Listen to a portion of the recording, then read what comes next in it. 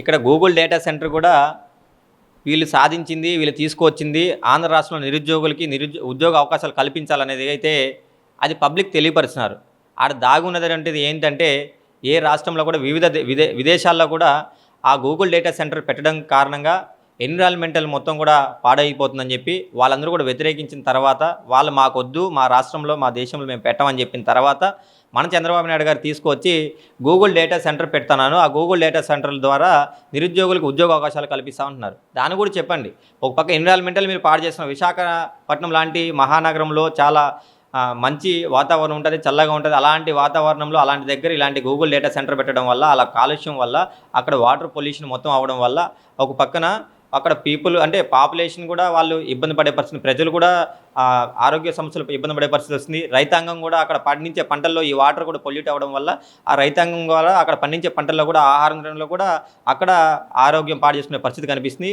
మరి ముఖ్యంగా ఆ గూగుల్ డేటా సెంటర్లో కూడా విశాఖపట్నంలో ఉన్నటువంటి వారికి ఎన్ని జాబ్స్ కల్పించారు, ఎంత ఉపాధి కల్పించారు, ఎంతమందికి, రాష్ట్రంలో ఎంతమందికి ఉపాధి కల్పించారో కూడా లోకేష్ గారు చెప్పాలి. అట్లా కాకుండా నేను తీసుకొచ్చానంటే నువ్వు తీసుకొని వచ్చింది బాగానే ఉంది. వాళ్ళు ఎవరి కోసం తీసుకొచ్చారు, వాళ్ళు ఎందుకు తీసుకొచ్చారు, దాని వెనక ఎవరి స్వార్థం ఉంది, ఎవరు లబ్ధి పొందుతున్నారు, మన రాష్ట్రంలో ఉన్నటువంటి నిరుద్యోగులకి ఏమైనా ఉద్యోగ అవకాశాలు కల్పిస్తున్నాయా, అందులో కలుగుతున్నాయా, లేకపోతే మన రాష్ట్రం ఏమైనా అభివృద్ధి చెందుతుందని ఆలోచన చేయాలి. నేను తీసుకొస్తున్నా ఎప్పుడు లేని విధంగా విదేశాలకు వెళ్తున్నా అంటే మీరు విదేశాల నుంచి పెట్టుబడులు మన రాష్ట్రం అభివృద్ధికి చెందే విధంగా పెట్టుబడి కన్నా మీరు విదేశాలు తిరిగే ఖర్చు ఎక్కువైపోతుంది కదా. రాష్ట్రంలో ఒక పక్క పెట్రోల్ డీజిల్ ధరలు పెరిగిపోతున్నాయి, ఆకాశాన్ని అందుతున్నాయి. దాన్ని ఆపేవాళ్ళు చెప్పేవాళ్ళు లేరు. పక్కన రాష్ట్రాలతో పోలిస్తే మన రాష్ట్రంలోనే పెరుగుతుంది.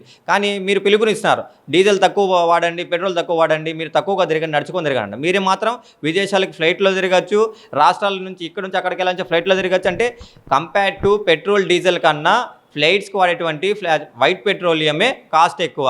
మరి అంత ఖర్చు పెట్టి ప్రభుత్వం యొక్క ధనాన్ని ఈరోజు ప్రజల నుంచి ఈరోజు డైరెక్ట్ కావచ్చు, ఇండైరెక్ట్ కావచ్చు, ప్రత్యక్షంగా పరోక్షంగా ప్రజల యొక్క నుంచి వాళ్ళ నుంచి కలెక్ట్ చేసే ట్యాక్సెస్ రూపంలో ఆ పన్నుల ద్వారానే ప్రభుత్వం నడుస్తుంది. దాన్ని మర్చిపోతున్నారు.